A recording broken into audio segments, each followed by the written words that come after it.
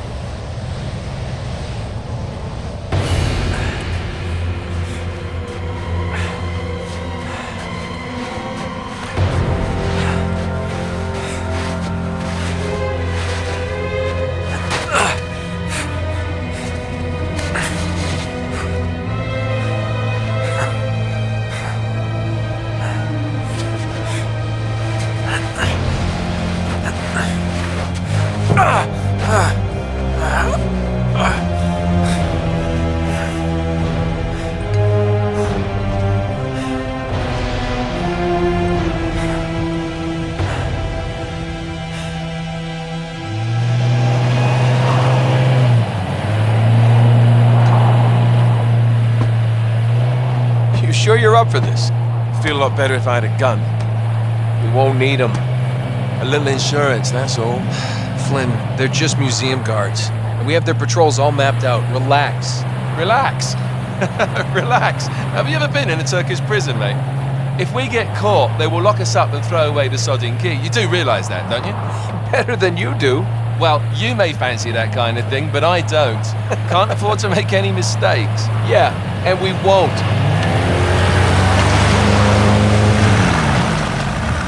We're here.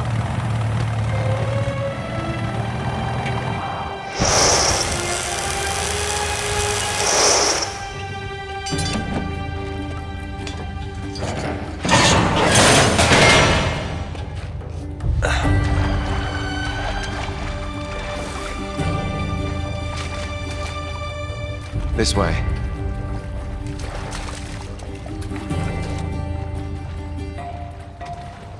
So what do we do if they switch to patrols? Figure it out as we go. We cannot fumble our way through this. I don't fumble, I improvise. Oh, is that what you call it? Yeah, I'm adaptable. Adaptable. You cocky bastard. There. What did I tell you? That passage there is going to take us right under the museum. You called it all right. You need to have a little more faith in me, chum. Okay, this one here is me. All right, remember, that tower is our only way into the exhibit. But we can't even get close with those floodlights on. We've gone over this. Just make sure you cut the power by the time we reach the second courtyard. The lights will be out. I'll have the van waiting at the rendezvous point. Just make sure you get your asses out of there in time. Fair enough. All right, enough chat. Let's do this.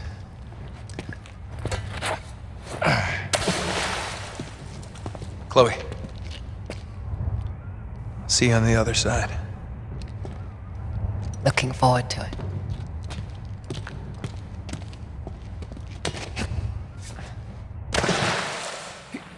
You sure you know where you're going? Don't I always?